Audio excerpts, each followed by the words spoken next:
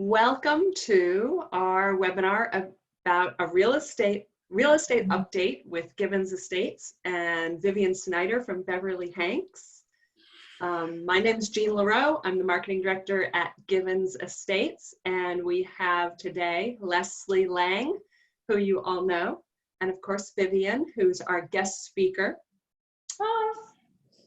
Those of you who are on the call with us today are kind of a little bit of a mix of future residents that are on the wait list, as well as depositors that are planning to move into Friendship Park. And there are probably, I think there are also a few folks that are planning to move into Oxford Commons and other places on the campus as well. So we welcome all of you. We had a presentation very similar to this a couple weeks ago with Vivian, or maybe it was just maybe 10 days or so, specifically for the Friendship Park depositors, and we felt like that went really well, so we wanted to also do this for everyone who's out on the wait list. So welcome to all of you today, and we hope that you find this a really valuable and helpful webinar. As we're all tucked in at home, I'm working from home, Vivian's at home, and Leslie's at home, but we're all for you, right? So a couple little housekeeping things. There is a poll on the screen. If you haven't already answered the poll, please please do that, and I'll end that poll in a few moments when Vivian starts talking, and we have another 2 polls to go in the process of the webinar, and that just helps us kind of understand a little bit better about how we can help you. There's also a chat feature and a question and answer feature. So where it says Q&A on your screen, that's a little place where you can enter a question. We do have some pre-planned questions to share with Vivian for her to answer for us. But if there's something that is burning on your mind and you would like to ask the question, just enter it in that Q&A box. So I'm going to do a little intro for Vivian, and then we'll get started. Okay, so Vivian Snyder came to Asheville in 1989. She was recruited away from Pensacola, Florida, to be the director of membership of the Asheville Area Chamber of Commerce. This gave her a great introduction to the special places and people that make Asheville a wonderful place to live. From there, she went to work in advertising at WLOS TV, and again gave her special insight as well into the people and businesses in her new hometown. After working at WLOS, Vivian embarked on her own advertising agency called Advantage Marketing before eventually going to work for one of her clients, Cardinal Mortgage. But it was inevitable that Vivian would follow in her mother's footsteps and have a career in real estate. So she made the natural transition to Beverly Hanks. Vivian has been with Beverly Hanks her entire real estate career, and she believes if you're going to do something, be the best at it. And we agree, Beverly Hanks is the best of the best in real estate in Western North Carolina. Vivian and Leslie go way back. They worked together when Leslie was in the real estate industry herself, and their friendship and business relationship has really been invaluable in our work to assist new residents with their home sales and moves to Givens Estates. We're grateful for all that Vivian has done to help us help you, and we're hoping to do a little bit more of that today. So I see that someone hasn't seen the poll. I'm going to see if I can fix that, but I'm going to toss a question to Vivian. The first one is, how are you listing or selling homes during the pandemic? Very creatively. So we are still showing houses. How we do that, I have the most expensive car in Buncombe County because in my car is wipes, Clorox wipes, and a box of gloves and a box of masks and boot covers. So I'm constantly afraid now that my car is going to be broken into. So we are still doing business, but we're doing it very differently. We're doing different style of photography, where the photographer can actually walk you through the house as if you are going through. We're doing FaceTime showings. We have COVID questionnaires for both the sellers and for the buyers, and they're making the decisions if they actually want to go in person or not. So we're still doing business, just very, very creative. I think one of the things that's interesting is I had my first sale from a California couple that never came to see the house. They arrived the day of closing, and they did everything online, virtual tours, virtual walkthroughs, everything by the internet. And I was as nervous as I could be about that, but they were absolutely thrilled. So we like happy endings. So still doing business, just getting a little bit more creative and careful.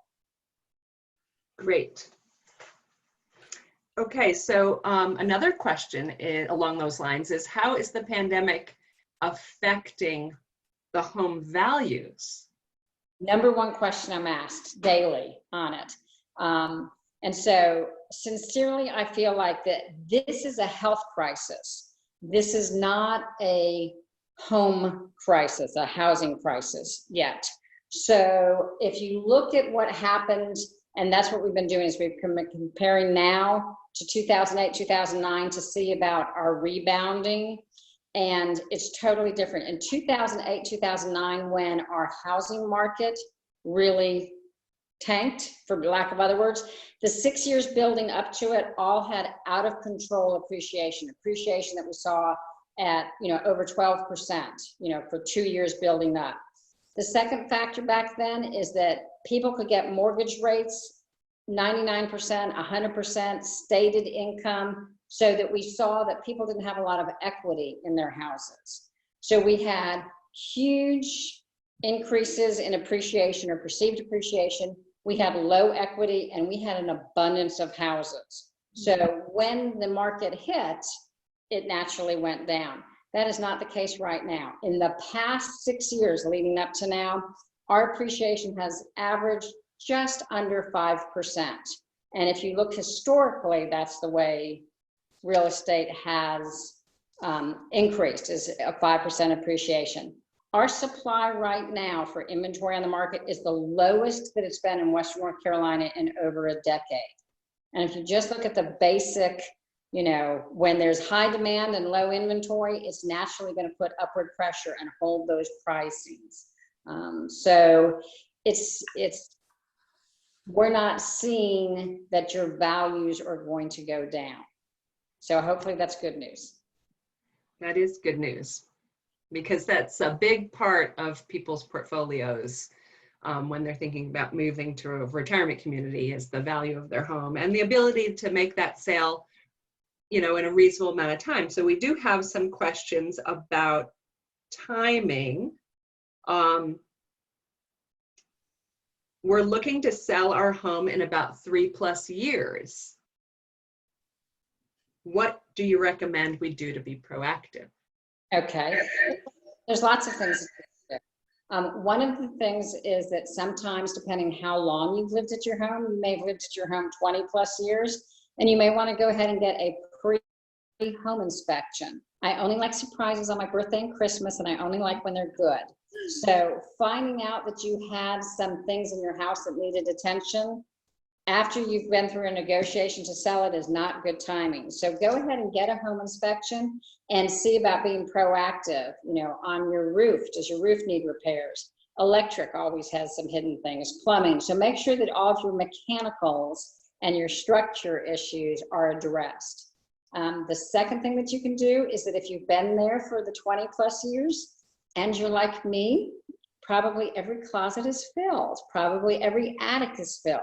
We have a beautiful blended family of 8 children, and we have a beautiful blended attic of everybody's crap that they left with us. So one of the things is to talk to your kids now and say, here's our deadline. You have 1 year to claim the boxes from your college scrapbooks. So go ahead and start cleaning out the items that you don't plan on taking with you, bequeathing them to people. So just purge. Everybody has said that they're going to hit Goodwill as soon as this is over, because everybody's been cleaning their houses, and they probably have awesome things now going to be happening at Goodwill here. So those are 2 things that you can do, is just make sure that your house is in the conditions so you don't get any last minute surprises, and start purging now. Mm-hmm. I did hear that Goodwill is accepting donations. They're open for business. And So, I can tell you that I've taken many boxes for my mother, so hit it up. right, right. So along those lines, is it wise to get rid of extra furniture and kind of thin things out to make the home more spacious looking? Should the home be furnished or unfurnished when you're showing it? Okay, well, we're talking about 3 years out. So yes, it's good to purge extra because you want to make sure that somebody can walk around the house and that they're not, squeezing by the 6 bookcase that they went through. So that would be good. 3 years is a little long. My record is 5. I worked with somebody for 5 years before they sold the house, just in case you want to get in that. And so what we did is, like, remember the insurance commercial with a pre-review each year? You should be having that with your real estate. What's your house worth now? Has it changed in the last 6 months? What are some conditions that happened? The talk of the widening of Sweeten Creek, that impacted some people's perceived value. So you want to make sure that you're very local and learning about the market. And then if you don't need it, go ahead now and start to get rid of it. I personally like to take the photos when the house is furnished. You can move out, but I like that the photographs actually have the furniture in it.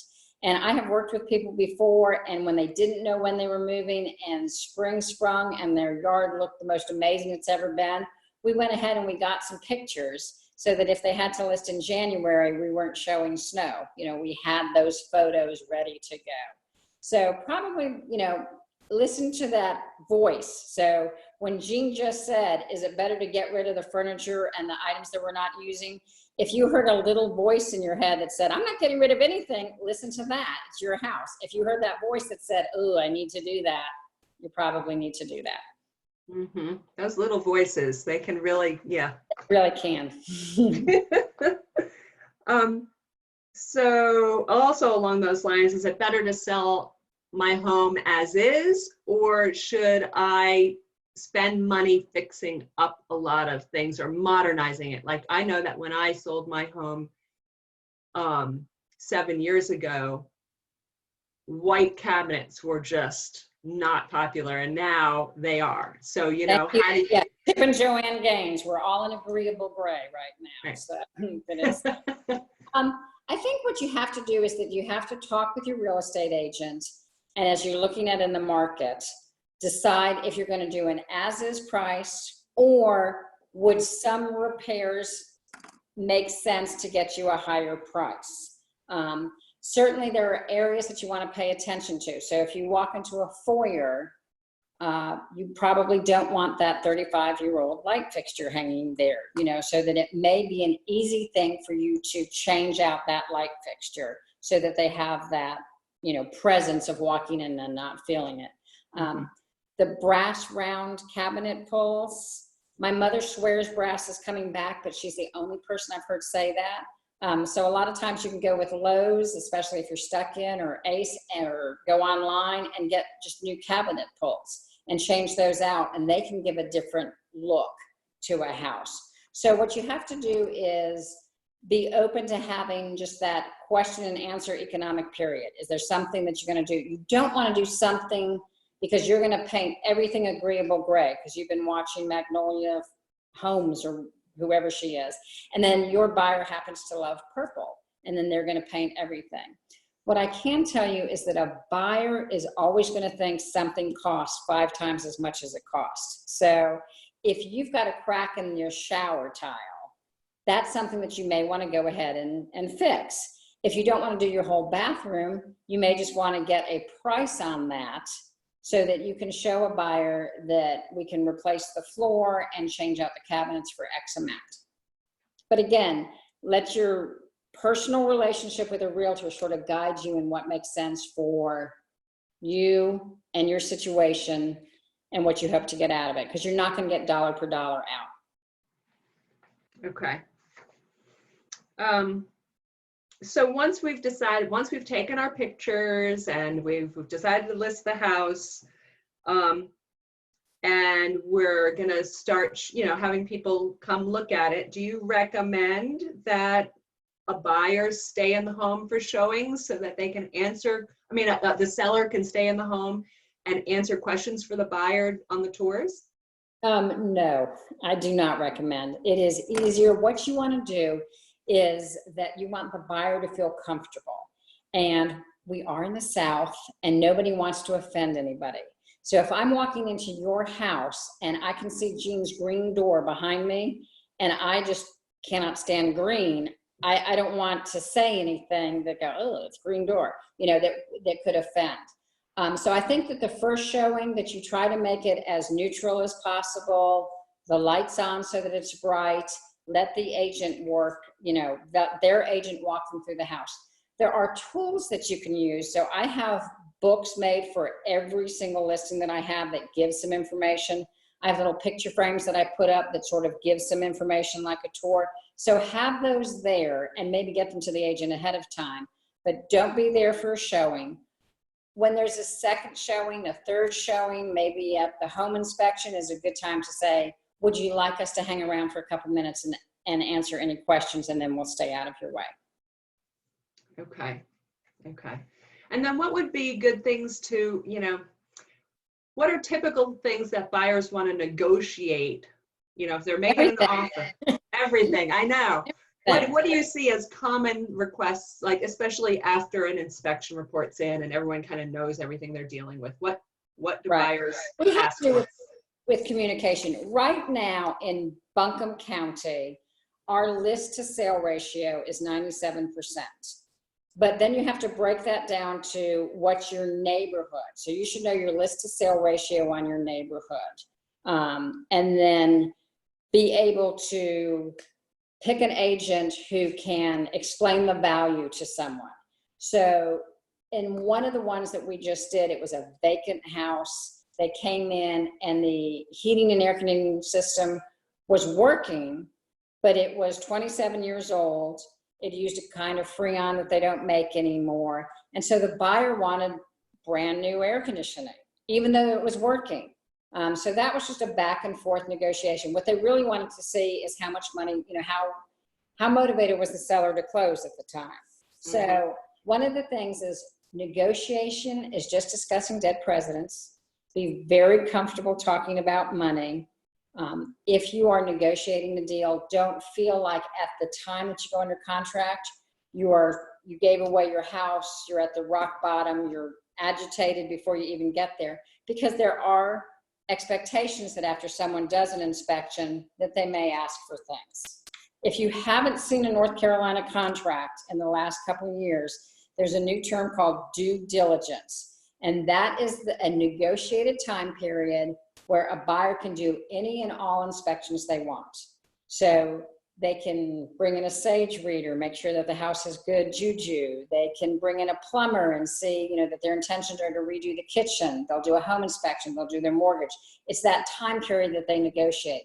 They can terminate for any or no reason during that. So make sure that you're familiar with all of the things before you emotionally get into selling your house. So go ahead and read the book before you see the movie. Mm-hmm. I imagine there are some folks on this call that have been in their home for 20 years perhaps and haven't had a real estate transaction in that amount of time, and things have changed.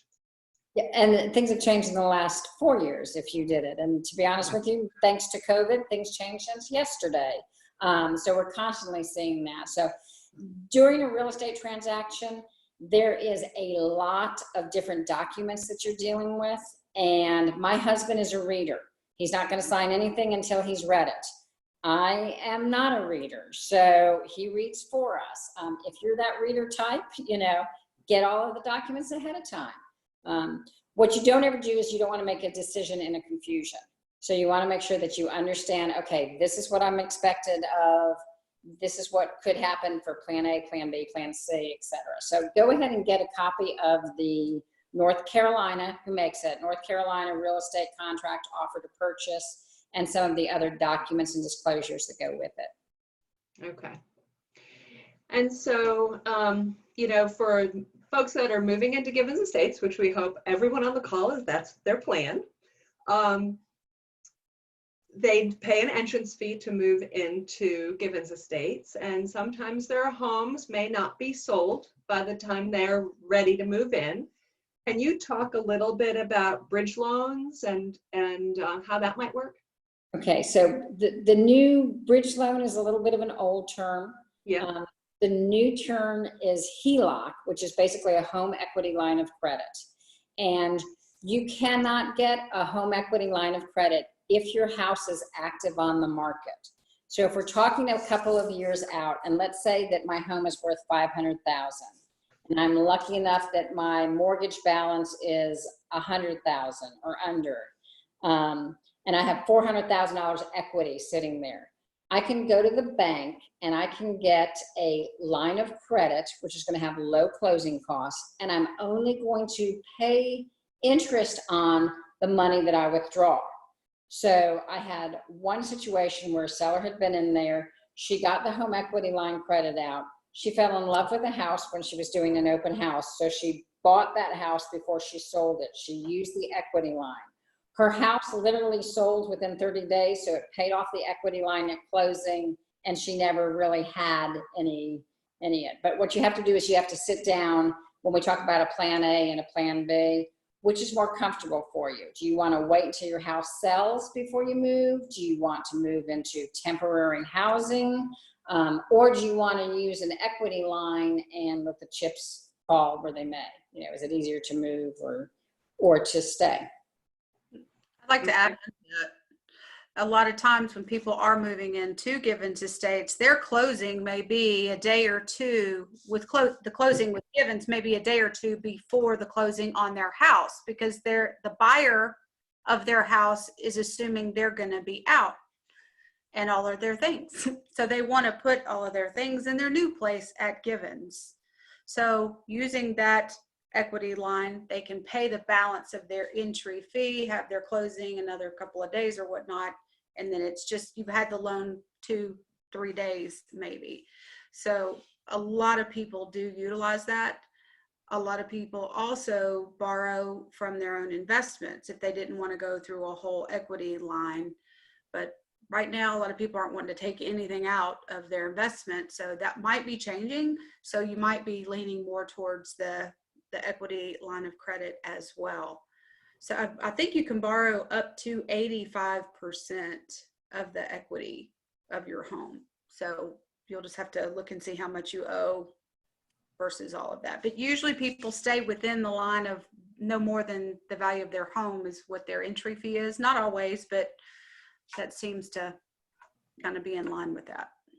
And one of the things that we talk about is on the contract, at closing, you're right, the seller is supposed to be out of the house, and the buyer is going to do their walkthrough, go to closing, and once it records and disperses, then they have the keys to move in, unless you have predetermined another item.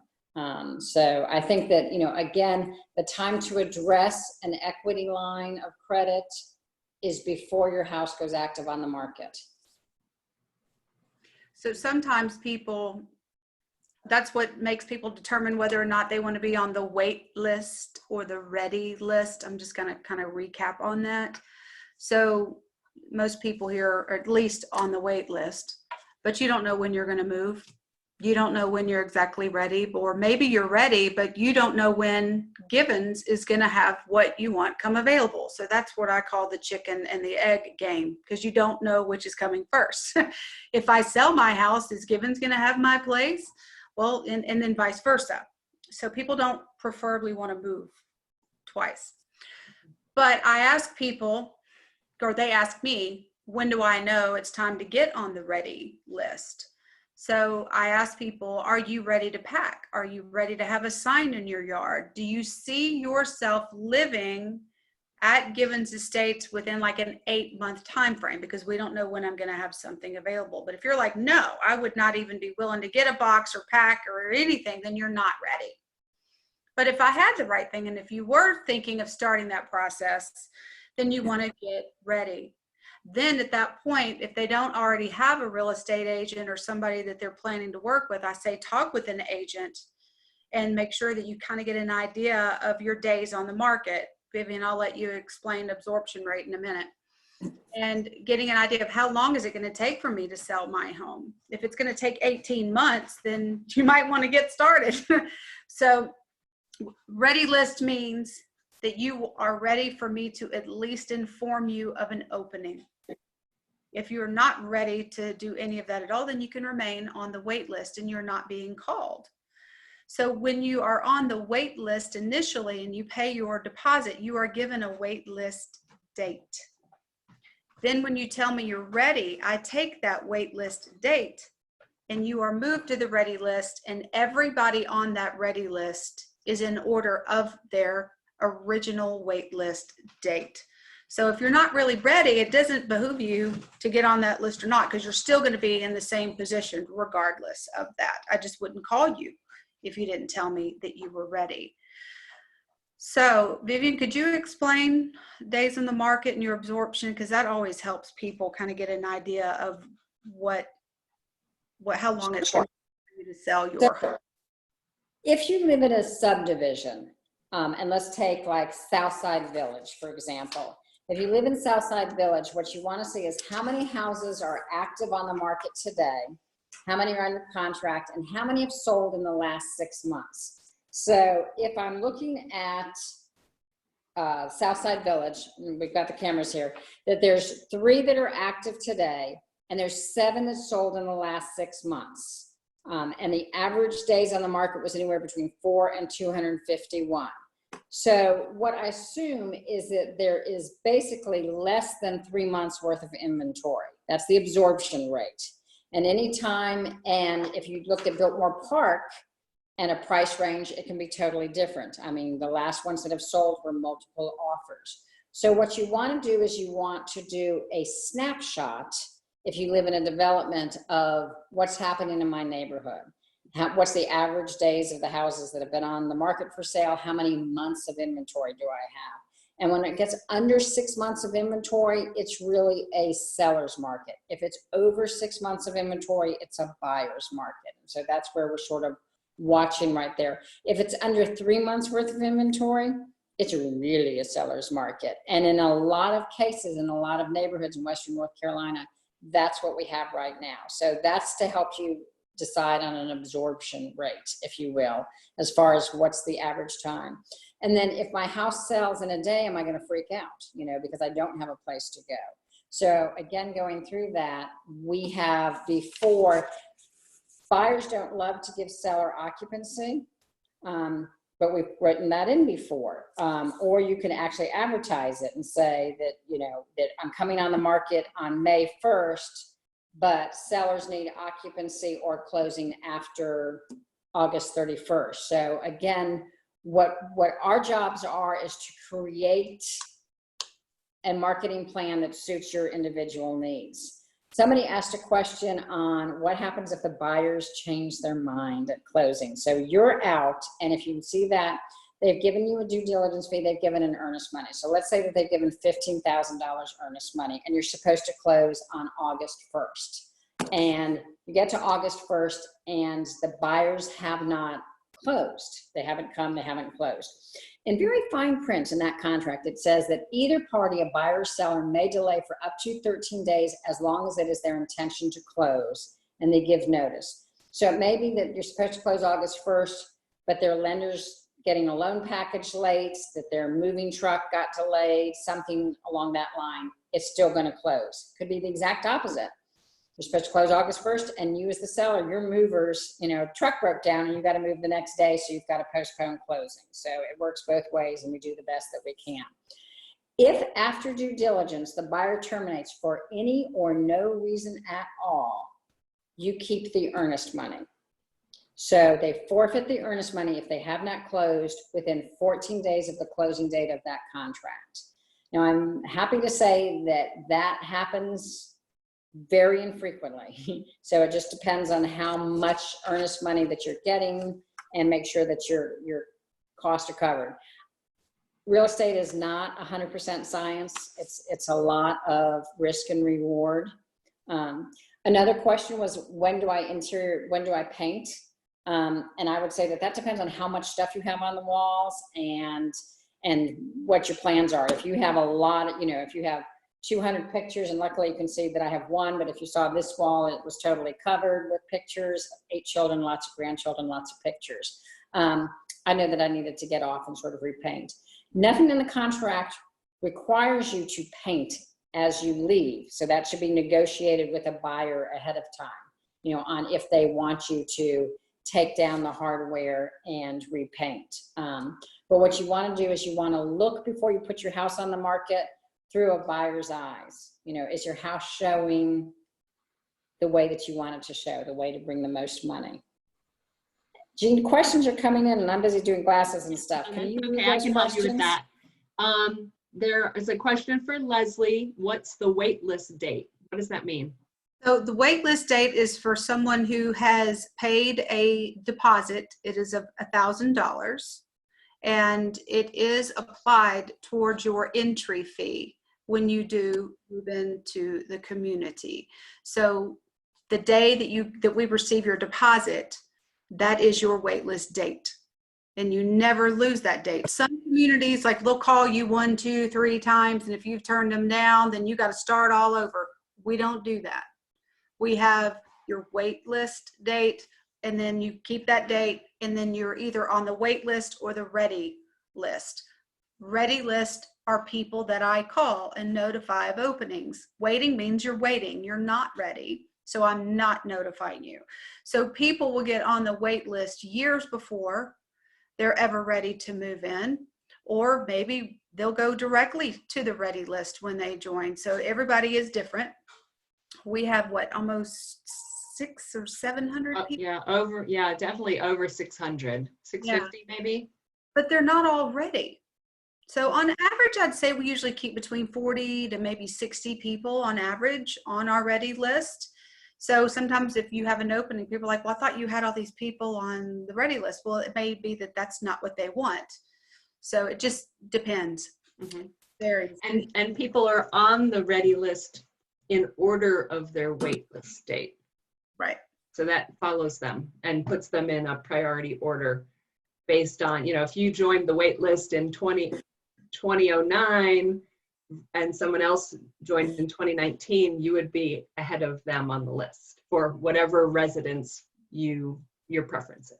And then if I have an apartment come available, but it's a house that you want, well, I won't call you. Well, some people may say, I don't care what it is, call me for anything. So we would have you notified for anything. You get to specify. And sometimes when people initially get on the wait list, they have no idea what they want to move into. So that's okay. It doesn't have to be a life decision at the time of just getting your wait list date established. But when you are saying, okay, I'm ready and I'm thinking that we are about ready to start packing those boxes, you're going to have an idea of what it is that you want to be notified for. I usually start that with apartment or single family as a category, or it may be both, but it just becomes very personal at that point, and we decide what it is that you want. We have everything from 300 square feet to over 4,000 and everything in between. So chances are we're going to have something to work for you. So we have 2 people asking the same question for Vivian. Do you recommend staging the house for sale? Staging is really interesting, especially in this market. So what staging is mostly used for here is when you move out, it's a vacant house and it may feel a little cold. The other reason why staging has blossomed in this area is because the insurance companies don't like insuring vacant houses. So if they see that in the MLS you have a vacant house, they may raise your rates and they may actually cancel your insurance policy because of water issues. Obviously, this happens more in the winter than the summer, but if you check with your insurance policy, they don't love it. Staging is one of 3 things that can be done. One is you may live in the house and you may want someone just to come in and give you ideas. I call that a buyer's eye tour, where I will hire a decorator and we'll go through and we'll say, you know, you have to lose one of the three lazy boys in this room, you know, that we need this plant cleared up, or this needs a bigger light. So that's one way a stage is a professional designer comes through, and there's about 3 or 4 that I work with. The second is it's a vacant house, and they can stage some areas.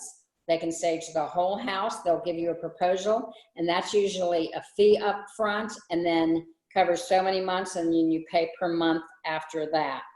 Another way is through show homes, where they actually have somebody, it's called a home manager, move into your house, and it's vacant. They move in, and they have the house always show ready. They pay for the utilities, they take care of the lawn, they have the music on, the lights on, they have it all fluffed on how it's going to go. So when you get to that point, it just depends. Again, I think that's our answer on everything. It just depends on what you want to do. It depends if you've already moved out, your house is vacant, is it getting showings, is it, you know, real estate is progress in motion. And so I don't think that a lot of people go in and say, well, I'm going to go ahead and stage and move all of my stuff out. It's not like California market, where the norm is that you move out, the warehouse comes and puts furniture in. 1 week later, it's under contract. Thank you, goodbye. The truck comes and pays for it all. So we don't have as many staging companies as big metropolitan areas, but we have used it in Western North Carolina. Okay. We've got another question. We are on the ready list. This is really more a Leslie question. We're on the ready list. If we are offered a unit, how long does the updates usually take to complete? I'm sorry, I'm having technical difficulties. I see. I can start the question, the answer. I didn't hear it. What did you say? So we are on the ready list. If we are offered a unit, how long does it take to complete the, you know, the refurbishment, the updates for the remarketed residence? Okay, so a lot of times, sorry, I'm not there. I was noticing it was flickering a lot, but now it's just gone. So anyway, actually here. Does it change? Nope. Okay. So a lot of times we know when a residence is coming available before it actually comes available. So somebody might be moving out, somebody might be having an internal move, and everybody wants to sell their home before they move. So having that upfront notification that, hey, I've got a place coming available. It hasn't vacated yet, but it will be. So you can have that opportunity to reserve it ahead of time. So then once it has vacated and you get to confirm seeing the residence and confirm that you want this residence, then you'll be working with Melody and she will be renovating the residence. Every residence has its own story and timeline. How long has it been since that residence turned over? Was it 6 months, 6 years, or even 16 years? So I can't tell you exactly what we're going to do to every residence. So you'll work with Melody and determine the things that you want done. Now, generically, across the board, on average, it might take about 60 days to get a place ready. And then we give you an additional 30 days after it's ready. So we're really looking at a minimum of around 90 days. And then if we have all this notice before it actually vacated as well, then you have that additional time. So that's where that absorption rate comes in handy from Vivian. If it's taking you an average of 13 days or 30 months to sell your home, you kind of can see where that can fall into your ballpark.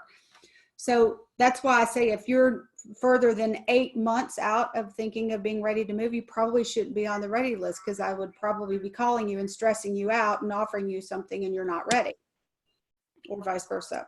So Communication's key. Absolutely. And every single household has its own story. Some people say, I don't want to sell my home until after I've moved. Some people say, I'm not moving until I sell my home. Some people say, I don't care, just any 2-bedroom is fine. Some people say, I only want a yellow north-facing house right here. They can be very, very specific. So a lot of variances there. Okay. Yeah, and so on average, 60 days. The other thing is a small 1-bedroom apartment in Asbury can be refurbished a lot faster than a 2-story cottage. So again, the size of the residence comes into play there as well. There's Leslie, she's back. Great. We have another question kind of back to you, Vivian, about that home manager who kind of moves in and takes care of the house while it's on the market. And they want to know, do we pay them or do they rent it back from us? That particular program is run through Show Homes. It's a contract that you have through Show Homes. So you are paying 1% of the list price a lot of times in that contract. So you are not collecting rent if it's run through this company. They are an employee of it. Therefore, you're not running into a lease kind of situation with tenants having occupancy rights in there. So that's that program. There have been people before who, put in a friend and they've collected rent. And the idea is that they, as the homeowner, put somebody in it and said, you have to show it at all times, and we're going to discount the rent because of you. So it depends if you're doing it on your own or if you're doing it through a company. Okay. So the next question is, how do you find out the list to sale ratio for a particular neighborhood or development? And I guess this might be a good time to talk a little bit about that market report that you can also offer. Okay, so if Leslie and Jean give me your address and you give me permission to, I'll do one of two things, depending on what you want to do. The first is that there's something called a buy-side real-time market report. And it is, thanks to Zillow and all of the national, whoops, something just popped up there. So thanks to all of the national websites and everything, it is a range of what the computer web generates as your value. It may be on target and it may be way off because they've never been into your house. So that's the first thing that we can do. The second thing is when we talk about absorption rate. So if I know that you live in Southside Village, I'm going to give you the information there on what's happening. And you can choose if you want, through our MLS system, multiple list services. So whether Beverly Hanks has it listed, I have it listed, or Joe Smith has it listed, you can get automatic emails just on your neighborhood or just in your zip code through a certain price range when something comes on the market, when it goes under contract, if it's terminated and comes back on the market, or when it closes. And if you are like that lovely man I talked about who reads everything, my husband, he loves to know when something in our neighborhood comes on the market or sells. I mean, he loves that. And so it's real easy for me to do. It's an automatic setup. And so then you'll get notices on it. And so when you don't know if you're moving in 3 years or 6 months, how it can be, it's a good time to sort of watch the market and just learn about what's happening in your specific area, because real estate is very local. Okay. So we popped a poll up about that question. That was the poll. Would you like to receive a real-time market report from Vivian? And you can just answer yes or no. Or if you do not live in the area, but you would like to be referred to an agent in your area, she can help you with that as well. So I wanted to give you that opportunity. And I'd like to pop in and say that there is no obligation. If you were getting this, you're just curious or whatnot, do not feel that you're obligated. We're very grateful for Vivian. Yes, she has been helpful. No fin. But I don't want anybody to feel like, oh my gosh, if she gives me this, then I'm obligated. You are not. It is simply there just to give you some help. I don't want anybody to feel pressured by anything. And I think the other thing is that let's say that your daughter is, a realtor in the area. Go ahead now and say, hey, set me up for this, or, I'm not the only person, even though my mother thinks so, that can do these things. So you should be having, when you're interviewing a real estate agent to represent you, you're interviewing like an employee and you're entrusting them to negotiate, as Jean said, one of your biggest assets to help you. When I am at that interview, I am interviewing you as an investment, because when I list a house and you're ready to do it, I'm spending money on photography, floor plans, postcards, the book. So I'm spending about $1,500. And so I want to make sure that I can exceed your expectations. So if I think your house is worth 300 and you think it's worth 500, we'll have that chitty chat in the beginning and you can say, you're a lovely person, but goodbye, I'm going to find somebody who can list it for 500. And I can't wait to sell it for 500 and go, and that's fine. That's great. That's great. But I think that the key is that if a move is in your near future, whether that be 2 months or 3 years, start the process by starting to learn about the market, learn about the documents that it takes in order to sell a home, and establish a relationship with a trusted real estate advisor. That's all really good advice. You also have programs where, like, if you did live in a neighborhood, not only a neighborhood, but in an area or whatnot, that they would get alerts. So if something did sell or if it got listed, so they could. You may not live in a neighborhood. You may live in Black Mountain and be interested in everything that comes up in Black Mountain between 300 and 400,000. So, and remember that we're going to be going through in Buncombe County reassessments next year. So it's a good time now to have one of those market reports and just get an idea, because Buncombe County may think your house is worth more than you do. So I have a question related to my poll where I said if I don't live in the Asheville area and I'd like a referral, and someone is saying, well, what is the Asheville area? How far is your reach, Vivian, as far as what you can cover as an agent versus when would you need to refer out? Okay. What's your geographic footprint? Beverly Hanks has 7 counties. So this program that I talk about works in Western North Carolina. So whether you're in Hendersonville, you're Brevard, you're Madison County, we can get you covered. Some of it, because I tested it on my children, they have in Charlotte. I was able to put in their address and I was able to get one of these reports and send it to them. I wasn't able to tell them much about it or what I really thought of the opinion of it, but I was able at least to put it in their hands so that they could then talk to a local realtor about it. So I would say that if you call me and I'm not familiar with your area, I will let you know. So, but in the meantime, I can get you these reports because, as Leslie said, at this point, it's not, we're not signing any papers. We're just introducing you to tools to learn about how to get comfortable selling your home when the time's right. Right. And we have another question that we've kind of addressed already at the beginning, but I want you to just kind of reiterate briefly the answer. How do you think the COVID economic situation will affect home sale prices? At this point, my answer is that I do not expect that it's going to have an impact on a declining value of our home prices. Someone in the last webinar that we did said that they read somewhere that home values are going to plummet 50%. And I mean, I would not be able to sit here and talk to you if I really thought that was going to happen. Again, we have a lowest inventory and we have an extremely desirable area to live. So our internet traffic, we track to see where we're getting the hits from. And as you can imagine, big metropolitan areas are very much interested in our area in mountain living. We've always been a big second home community. Sometimes not having an international airport has hurt us a little bit. In this case, it has helped us tremendously. So we are getting hits from coastal California. We are getting hits from New York. We're getting hits from Charlotte and Raleigh, where people want to be able to have a second home and drive in. And I know when you think of a second home, again, that little voice, who buys a $500,000 second home?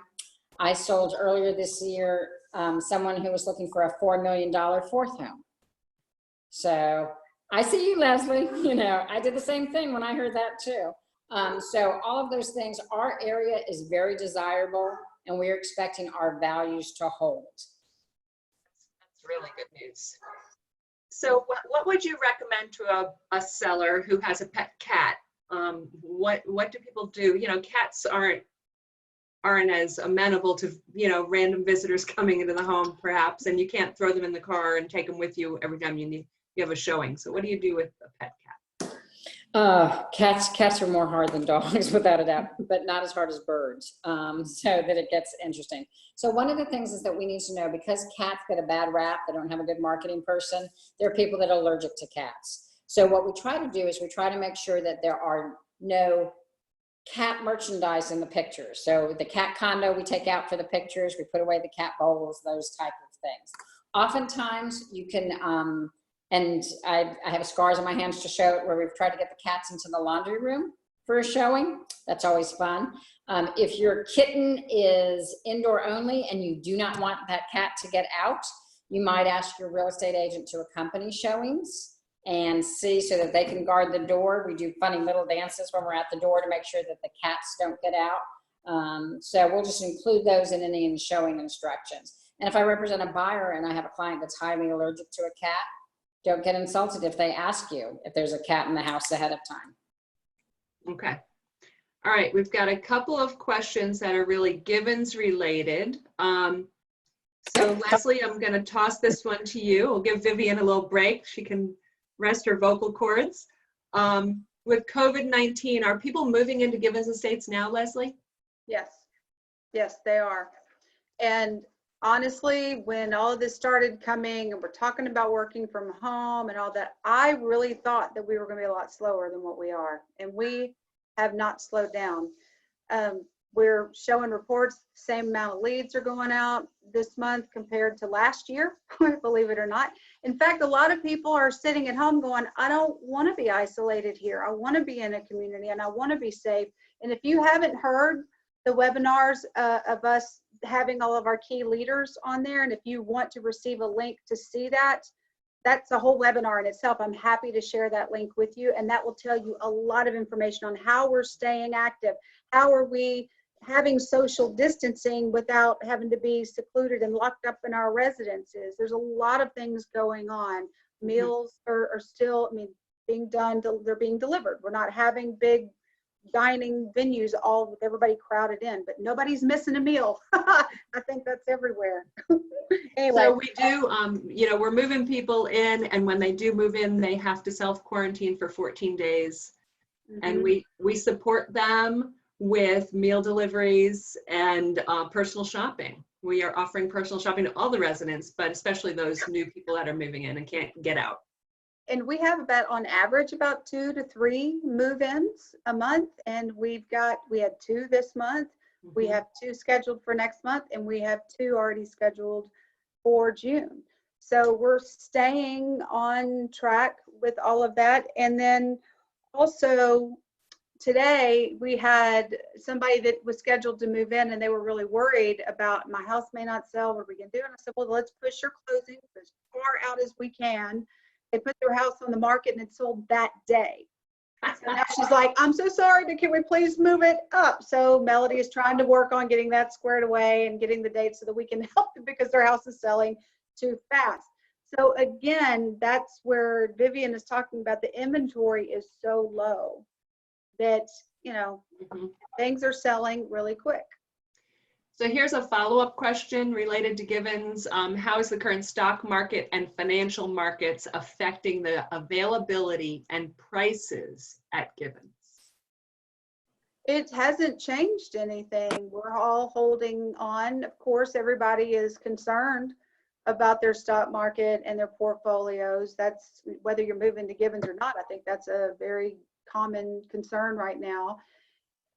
People that are moving into Friendship Park, they're like end of, somebody also has a question on timing. Jane, I'll let you discuss the timing for Friendship Park, but that's 2021. So we got to kind of wait and see what it is.